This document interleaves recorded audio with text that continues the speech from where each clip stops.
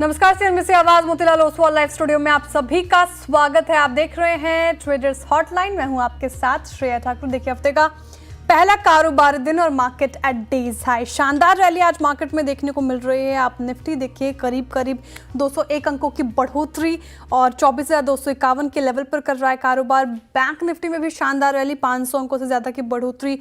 चौतरफा खरीदारी आज देखने को मिल रही है। हालांकि थोड़ा आईटी पे प्रेशर है आज। और ब्रॉडर मार्केट की बात करें तो मिड कैप और स्मॉल कैप में भी आज तेजी है। तो ब्रेथ आपको आज के सेशन की ठीक लगेगी। और मेरे साथ इस पूरे शो में मौजूद हैं कंचन, वेलकम बैक। दर्शकों ने आपको जाहिर तौर पर मिस किया होगा और कमेंट्स भी आ रहे थे मुझे। और गाबा साहब हमारे साथ मौजूद है, मार्केट एक्सपर्ट, जो अगले आधे घंटे आपके सवालों के जवाब देंगे। Gaba sir, good morning. Kanchan, कैसी रही आपकी छुट्टी? All well Shreya, thank you so much. All well. Good morning Gaba sir. Good morning. In fact मैं सोच रहा था आप गायब कहाँ हो गए।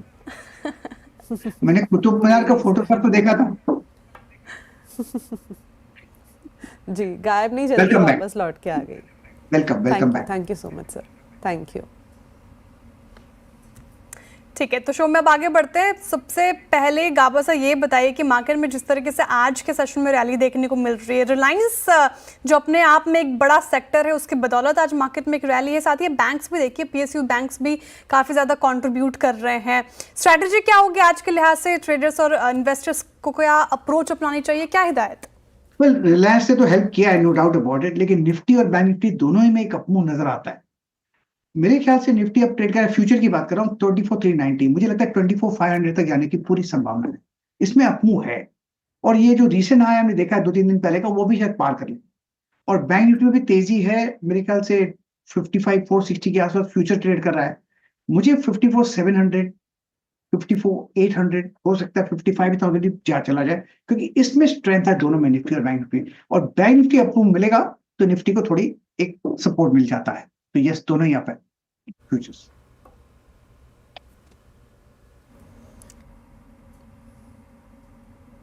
ये स्ट्रैटेजी फिलहाल आप निफ्टी और बैंक निफ्टी में अपनाएं और ये लेवल्स आपके स्क्रीन पर इस वक्त। चलिए शो में आगे बढ़ते हैं और सबसे पहले वो नंबर आपके स्क्रीन पर जिसके जरिए आप हमारे साथ कांटेक्ट कर सकते हैं, अपने सवाल पूछ सकते हैं। WhatsApp number 7045220000। इस नंबर पर अपने सवाल पूछे और सीएनबीसी आवाज़ पर आने का भी मौका पाए। अब चलिए देखते हैं कि सबसे पहला कॉलर हमारे साथ कहाँ से जुड़ रहे हैं। लेकिन उससे पहले हम कॉलर्स ले, सवालों के जवाब ले। लेकिन हमारे साथ हिंद जिंक के मैनेजमेंट जुड़े हुए हैं। देखिए, चौथी तिमाही में हिंदुस्तान जिंक का जो मुनाफा है वो 47% से ज़्यादा बढ़ा। वहीं आप रेवेन्यू की बात करें तो उसमें भी गजब की बढ़ोतरी, करीब 20% से ज़्यादा की बढ़ोतरी में देखने को मिली।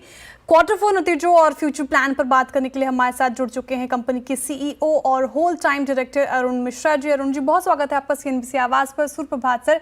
सबसे पहला सवाल तो यही होगा कि जिस तरीके से सभी में आप देखिए रिजल्ट, रेवेन्यू, प्रॉफिट सभी में एक बढ़ोतरी देखने को मिल रही है, इसके पीछे के प्रमुख कारण क्या है सर? नो, सो हमने रेवेन्यू जो है वो हमारे वॉल्यूम से जब कोर्स आया, हमने करीब 1052 केटी, लगभग करीब 1.05 मिलियन टन मेटल हमने प्रोड्यूस किया। हमारे सिल्वर नंबर हालांकि कम रहा है पिछले साल के मुताबिक, लेकिन क्वार्टर 3 से बढ़ा है। और हमारे इसके चलते हमारे जो ऑफकोर्स प्राइस भी हमको थोड़ा सा एवरेज प्राइस अच्छा मिला है साल भर का। तो करीब 33,000 करोड़ हमारे जो रेवेन्यू रहा है, जिसमें कि एबिटा रहा है 17,465 करोड़ और हमारे प्रॉफिट रहा है 10,353 करोड़। तो ये उसमें कॉस्ट का बहुत बड़ा योगदान है। कॉस्ट हमने काफी कम रखा है। साल भर का कॉस्ट करीब $1,052 पर टन रखा है। क्वार्टर 4 में हमने कॉस्ट अचीव किया है $994 पर टन, जो कि काफी हमको लगता है 15-20 क्वार्टर में सबसे कम कॉस्ट। डेफिनेटली जिस तरीके से नंबर्स इस टाइम पे हिंदुस्तान जिंक ने प्रेजेंट किए हैं, काफी अच्छे शानदार नंबर हमें क्वार्टरली बेसिस में यहाँ पे देखने को मिले हैं। लेकिन इस टाइम पे अगर हम रियलाइजेशन की बात करें तो जो पर्टिकुलरली जिंक लेड रियलाइजेशन है उसको कंपेयर करें पिछले क्वार्टर से, तो किस तरीके के आपको नंबर्स यहाँ पे देखने को मिले और आपको क्या लगता है कि किस तरीके का परफॉर्मेंस रहा है रियलाइजेशन के बेसिस पे क्वार्टर ऑन क्वार्टर बेसिस पर? प्राइसेस तो थोड़ा करेक्ट हो रहे हैं, बट इस क्वार्टर का अच्छा रहा है। इस क्वार्टर खत्म होने के बाद जब से थोड़ा जो अस्थिरता आया है वर्ल्ड ओवर में ट्रम्प का टैक्स के चलते, उसके बाद से प्राइस में थोड़ा करेक्शन दिखा है।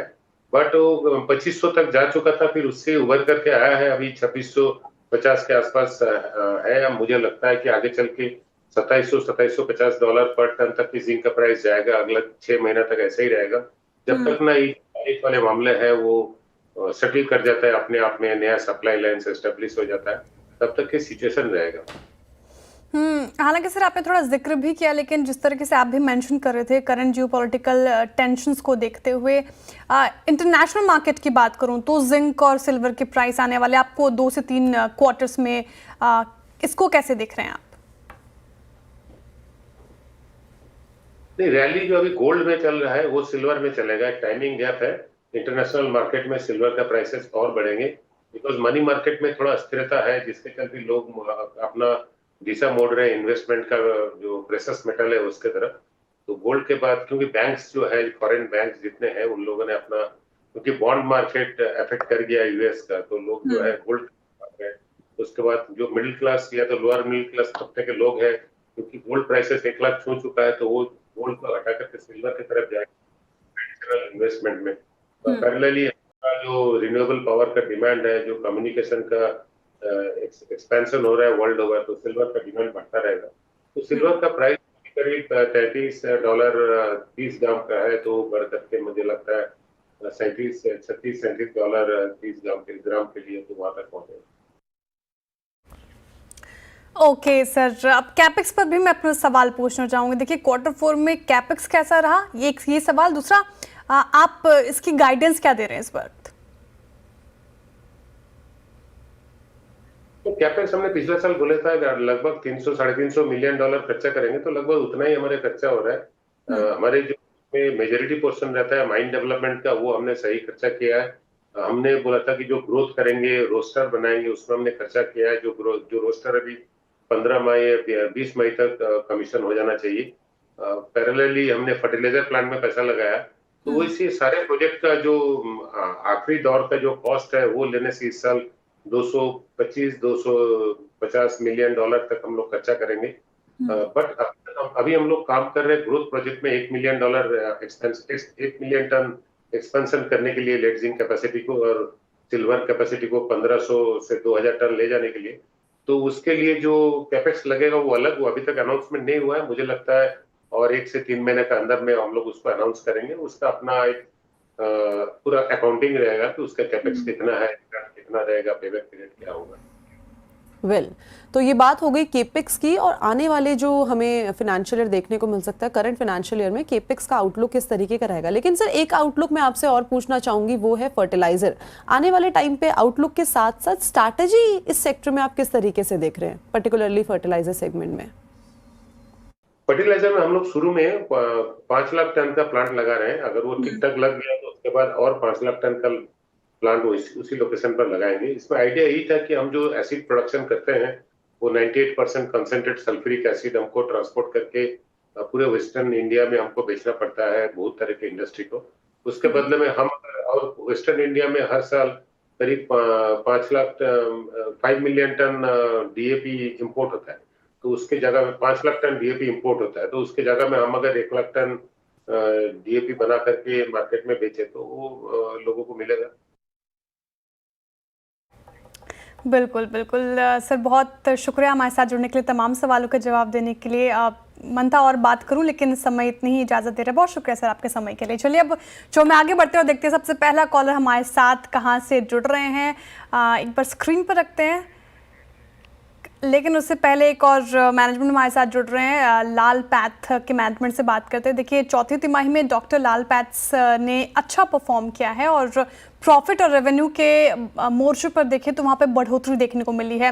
नतीजों पर बात करने के लिए हमारे साथ जुड़ चुके हैं कंपनी के शंखा बैनर्जी जी। शंखा जी, बहुत स्वागत है आपका CNBC आवाज़ पर। सर शानदार नतीजे रहे, और अगर मैं बात करूँ तो ये बताइए पहले कि जो नतीजों अच्छे आए उसके पीछे के फैक्टर्स क्या हैं, कौन से की पॉइंट्स जिसने ड्राइव किया है? तो नतीजे जैसे रेवेन्यू अगर आप देखें, सेल्स की बढ़ोतरी 10.5% इस क्वार्टर में, या साल का भी जो नंबर आया है 10.5% ग्रोथ है, जो कि मोरलेस हम हर क्वार्टर में उसी रेंज में चल रहे थे। तो रेवेन्यू तो हमारा मोरलेस सिमिलर लाइन पे ही है। प्रॉफिट में जो ग्रोथ दिख रहा है उसमें एक वन टाइम बेनिफिट है हमारा इस बार, सबर्बन के बिजनेस का जो लिक्विडेशन हुआ है उसमें में कुछ टैक्स का एडवांटेज मिला है, इसलिए प्रॉफिट की पीबीटी जो और पैट का जो डिफरेंस आपको दिख रहा है प्रॉफिट आफ्टर टैक्स, वो थोड़ा ज़्यादा बढ़ा हुआ है। नहीं तो हमारा as per normal EBITDA margin हमारे 28% पे आए हैं साल के लिए, जो कि मोरलेस इन लाइन, थोड़ा सा बेटर है कंपेयर टू मे बी जो हम सोच रहे थे आएगा साल का। ओके, तो गुड मॉर्निंग सर, कंचन बात कर रही हूँ मैं। जैसे कि नंबर्स हमें रोबस्ट देखने को मिले हैं, लेकिन मैं ये जानना चाहूंगी कि जो मेजर कंट्रीब्यूशन रहा है कंपनी की प्रॉफिटेबिलिटी में, वो किसका रहा है इस टाइम पे? देखिए, हमारी प्रॉफिटेबिलिटी का जो रीजन है, एक तो हमारा टॉप लाइन ग्रोथ 10.5% का हमारा आया है, प्लस अगर आप देखें हमारे जो बंडल टेस्ट पोर्टफोलियो है स्वस्थ फिट, उसका भी कंट्रीब्यूशन पूरे बिजनेस में हमारा बढ़ गया है। लास्ट ईयर 22% का कंट्रीब्यूशन था, इस साल हमारा वो 24% का कंट्रीब्यूशन हो गया है, और बंडल टेस्ट में थोड़ा सा प्रॉफिटेबिलिटी पे हमको बेटर मिलता है। और हमारी कंपनी में काफ़ी टेक्नोलॉजी और चीज़ें जो हमने डाली हैं अलग अलग ऑपरेशनल पैरामीटर्स में, थोड़ी हमारी एफिशिएंसी भी इसलिए बेटर आई है। तो ये सब कंट्रीब्यूटर हैं प्रॉफिटेबिलिटी की तरफ। बट ओवरऑल अगर रेवेन्यू हमारा ठीक ग्रो करता है तो ऑब्वियसली प्रॉफिटेबिलिटी भी हमारी इस रेंज में रहती है। 26-27% की प्रॉफिटेबिलिटी रेंज हमारी हमने बोला था कि हम अचीव कर पाएंगे, और उससे थोड़ा सा बेटर ही हुआ है। बिल्कुल। शंका जी, टेस्टिंग वॉल्यूम्स में काफ़ी ज़्यादा इजाफा देखने को मिल रहा है। इस मोर्चे पे कोई स्ट्रैटेजी आपने अपनाई है और एक्सपैंड करने का सोच रहे हैं यहाँ पे? तो ये जो साल हमारा बीता है मार्च 31 तक, उसमें हमने 18 नए लैब खोले हैं, अबाउट 850 नए कलेक्शन सेंटर्स खोले हैं। तो ये हमारी जो एक्सपेंशन है ये हमारी अच्छी स्पीड पे अभी पिछले साल हुई है, और हम चाहते हैं कि इस साल भी हम थोड़ा सिमिलर स्पीड पे हम हमारे लैब इंफ्रास्ट्रक्चर की एक्सपेंशन करें। उससे हमको नए नए मार्केट्स में एक्सेस मिलता है, नए टाउन्स में हमको बिजनेस की ग्रोथ की अपॉर्चुनिटी मिलती है, और उससे थोड़ा हमको वॉल्यूम का बेनिफिट भी मिलता है। तो ये सारी चीज़ें जिस स्पीड पे हमने पिछले साल करी, हम चाहते हैं उसी उसी स्पीड पे उसी अंदाज से हम इस साल भी कर पाएं, और हमारा टारगेट तो वैसा ही रहेगा। राइट। तो ये तो पूरी एक ओवरऑल आउटलुक की बात हो गई, लेकिन अभी इस टाइम पे अगर हम मार्जिन्स की बात करें तो हमने देखा है कि Q4 में जो एबिटा मार्जिन है वो इंप्रूव होकर 28% पे इस टाइम पे रिपोर्ट किए गए हैं। आने वाले क्वार्टर्स के लिए, आने वाला जो फाइनेंशियल ईयर है ऑल थ्रू अगर हम बात करें, कितने ज्यादा ये सस्टेनेबल है मार्जिन्स, और कोई आप गाइडेड रेंज देना चाहे कि आगे हमें कोई फर्दर एक्सपेंशन देखने को मिल सकता है? और देखिए, ये 28% मार्जिन जो इस क्वार्टर में आया, हमारे साल का टोटल मार्जिन भी एबिटा मार्जिन 28% के करीब ही आया हुआ है। हमारी जो फॉरवर्ड लुकिंग गाइडेंस है कि अबाउट 27% एबिटा मार्जिन पे हम गाइड कर रहे हैं, या हम कंफर्टेबल है, क्योंकि हमको ना इन्वेस्टमेंट करना है फॉर फ्यूचर ग्रोथ। जैसे हमको नए लैब्स लगाने हैं, नए कलेक्शन सेंटर्स लगाने हैं, ऑन फील्ड फोर्स की हमारी नंबर्स हम इंक्रीज कर रहे हैं, टेक्नोलॉजी में इन्वेस्ट कर रहे हैं, सिक्योरिटी में इन्वेस्ट कर रहे हैं, डिजिटल सिक्योरिटी वगैरह में। तो इन सब चीज़ों के लिए जो एक्सपेंड हम करेंगे, तो हमारी फ्यूचर गाइडेंस 27% की हम दे रहे हैं एटलीस्ट फॉर द अगले इस फाइनेंशियल ईयर के लिए, for 25-26। Well, thank you so much Shankha sir हमारे साथ जुड़ने के लिए, and all the best for the upcoming quarters as well. Thank you so much for joining us today. Thank you जी, तो चलिए अब वक्त हो गया एक छोटे से ब्रेक का, लेकिन आप कहीं मत जाइएगा, हमारे साथ बने रहिए। Welcome back. आप देख रहे हैं ट्रेडर्स हॉटलाइन CNBC आवाज पर। चलिए अब फटाफट से कॉलर्स की तरफ बढ़ते हैं, फटाफट से ज्यादा क्वेश्चंस लेने की कोशिश करते हैं। पहले कॉलर हमारे साथ जुड़ रहे हैं पवन जी जयपुर से। Pawan ji, good morning. Good morning ma'am. Sir, आपका सवाल। मैम, मेरे दो क्वेश्चन है। एक तो Yes Bank, Yes Bank 60 share है, 167 की बाइंग है। ओके, लॉन्ग टर्म नजरिया है, शॉर्ट टर्म? मैम, ये तो 6 साल हो गए मेरे को लॉन्ग होल्ड करते हुए। ओके, ठीक है। यस बैंक 6 साल हो गए हैं। 167 पे खरीदा था आपने, कोई स्टॉप लॉस नहीं लगाया था इस पर? मैम, इन्वेस्टमेंट के तौर पे लगाया था उस समय, लेकिन अचानक से गिरा था ये, इसमें न्यूज़ उसके बाद भी आपने चेक लेने की कोशिश नहीं की, जिस तरीके से इसमें लगातार कमजोरी और गिरावट हमें देखने को मिल रही थी? कोई ओपिनियन नहीं लिया आपने? पवन जी कोई बात नहीं, हम उसी के लिए बैठे हैं। प्रकाश सर बताइए, यस बैंक 167 की खरीद काफी ज्यादा लॉस में है अभी, 150 रुपये प्रति शेयर का लॉस झेल रहे हैं। वो लेवल इनका तो मुझे बहुत दूर नजर आ रहा है। क्या करना चाहिए अब इनको? एग्जिट कर लेना चाहिए? कोई बेटर काउंटर पर अपना ये लॉस को कहीं मैनेज करे? क्या स्ट्रैटेजी अब अपनाएंगे ये? देखिए ऐसा है कि 90% लॉस हो गया है। 160 का करीब 17 पे चल रहा है ट्रेड। अब मैं क्या करूं? अगर ट्रेड इनका गलत ट्रेन पे चढ़ गए हैं, डेस्टिनेशन तो गलत होगा ही होगा, तो अब उतर जाइए। इसमें अच्छा है कोई अच्छे स्टॉक पे लगाइए जो लॉन्ग टर्म अच्छा रहे, चाहे स्लो बढ़े, लेकिन इन्वेस्टमेंट के हिसाब से अगर लिया है तो कंपनी बहुत अच्छी होनी चाहिए। बैंकिंग क्षेत्र में मैं एक रिकमेंड करता हूं जो मेरे पास मेरे पोर्टफोलियो में HDFC बैंक सेफ बैंक है। कुछ nothing is going to go wrong with that bank. Time लगेगा, बहुत वक्त लगेगा, लेकिन कम से कम पैसा तो बनेगा। इस 17 रुपीज का कुछ जब तक ये 30 रुपया पार नहीं करता, 30 रुपया भी डिफिकल्ट है पार करना, कॉस्ट तो मिलेगी नहीं इनको। तो मेरे ख्याल से लॉस बुक करके move money into HDFC bank. Okay, तो ये थी राय यस बैंक पे। और साथ ही साथ अगर आपको इन्वेस्टमेंट के लिहाज से भी मार्केट के अंदर इन्वेस्ट करना है तो सेफ जो स्टॉक्स हैं, सेफ जो काउंटर्स हैं, वहाँ पे अपने जो पैसे हैं उसको निवेश करें। चलिए आगे बढ़ते हैं। और जो हमारे अगले दर्शक हैं राजेंद्र जी हमारे साथ जुड़े हैं दिल्ली से। राजेंद्र जी नमस्कार। नमस्कार मैडम, गाबा साहब को नमस्कार। हमारी रिक्वेस्ट है, हमने आपको एक अर्जी भेजी है, मर्जी आपकी है। 2 सवाल है जी बताइए सर। हाँ जी। एक तो है स्टर्लिंग एंड विल्सन, ठीक है, 200 शेयर है, 330 330 330 के 200 शेयर फाइनेंस है, 6 शेयर है, 6 है 9400। ठीक है मैडम उस दिन सब ये अच्छा रिजल्ट आया है और ये 10,000 हो जाएगा, ये हो जाएगा, क्या होता था? ये डाउन इतना कैसे हो गया? ठीक है, शुरुआत बजाज फाइनेंस के साथ ही कर लेते हैं इस टाइम पे। अगर इस टाइम पे आज का चार्ट देखें तो यहाँ पे भी एक हमें जो वो है, जो कमज़ोरी है वो परसिस्टेंटली दिखाई दे रही है। इनफैक्ट पिछले 5 दिन से ये करीब करीब 3 से 4% तक टूट चुका है। कमज़ोरी डेफिनेटली है और जो खरीदारी का भाव है वहाँ से ये 400 साढ़े 400 रुपये ऑलरेडी करेक्ट हो गया। गाबा सर, फंडामेंटली तो मैं आपके पास नहीं आऊँगी, बट टेक्निकली चार्ट्स पे किस तरीके से प्लेस्ड है? क्या ये इस टाइम पे नो ट्रेड जोन है? ये तो चलो इनके पास काउंटर में है, इनके पोर्टफोलियो में ये काउंटर है। जिनके पास नहीं भी है वो इस टाइम पे क्या करें? और इनके पास इसके अंदर होल्डिंग है 9400 पे, उसके लिए क्या स्ट्रैटेजी है?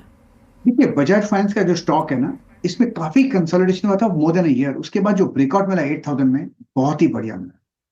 अब ट्रेड कर रहा है 9047। It's a matter of time. जब ऊपर जाता है तो सांस लेते हैं, जैसे हम सांस बाहर भी निकलती है, तो एक्सपेंशन कॉन्ट्रैक्शन नॉर्मल है। मुझे लगता है ये लॉन्ग टर्म के स्टॉक बहुत बढ़िया है, इल होल्ड के लायक बजाज फाइनेंस।